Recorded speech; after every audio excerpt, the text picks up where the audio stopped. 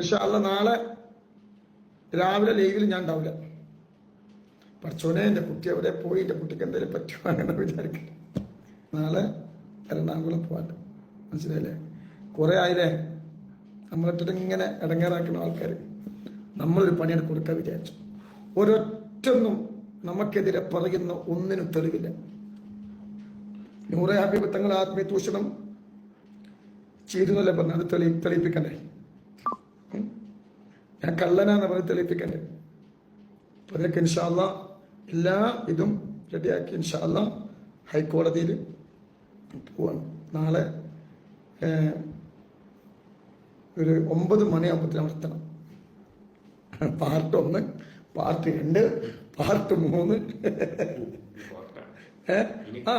Part 1, part 2. നമ്മൾ court 1.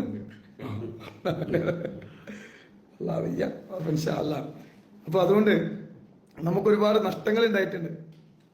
എനിക്ക് കുറെ നഷ്ടങ്ങൾ ഉണ്ടായിട്ടുണ്ട്. അപ്പൊ അതുകൊണ്ട് ഇൻഷാ അല്ലാഹ് ഒരു എപ്പിസോഡ് 2 എപ്പിസോഡ് ഇൻഷാ അല്ലാഹ് അല്ലാഹു ഇൻഷാ അല്ലാഹ് അല്ല കുറെ എൻ്റെ കൂടെ സുഹൃത്തുക്കളുണ്ടാവും. എനിക്ക് കൂടെ സുഹൃത്തുക്കളുണ്ടാവും ഇൻഷാ അല്ലാഹ് ട്ടോ. നാളെ ഞാൻ പോവും ഇൻഷാ അല്ലാഹ്. നിങ്ങളൊക്കെ പിന്നെ എന്താ പറയുക, നമ്മള് ഒരു എന്തെങ്കിലും ഒരു എവിഡൻസ് ഉണ്ടെങ്കിൽ, ഒരു ചെറിയ തെറ്റ് ചെയ്തിട്ടുണ്ടെങ്കിൽ നമുക്ക് എന്ത് ചെയ്യാം, അതുപോലെ കൂടെ നിൽക്കാം. ഒന്നും ചെയ്തിട്ടില്ല. അതുകൊണ്ട് ഇൻഷാ അല്ലാഹ് നാളെ ഇൻഷാ അല്ലാഹ് അപ്പൊ രാവിലെ ലൈവിൽ ഞാൻ ഇന്നുണ്ടാവില്ല. 5 മണിക്ക് പോകണം കേട്ടോ. 5 മണിക്ക് അത് ഉസ്താദന്മാരും സായുധങ്ങളുണ്ടാവും.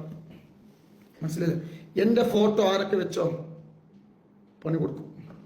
എൻ്റെ സമ്മതമല്ലാതെ എൻ്റെ ഇപ്പൊ ഞാൻ ശനി, ഞായർ, തിങ്കൾ, അപ്പോൾ ആ 3 ദിവസം നമ്മൾ ജോലിയായിട്ട് പോകും.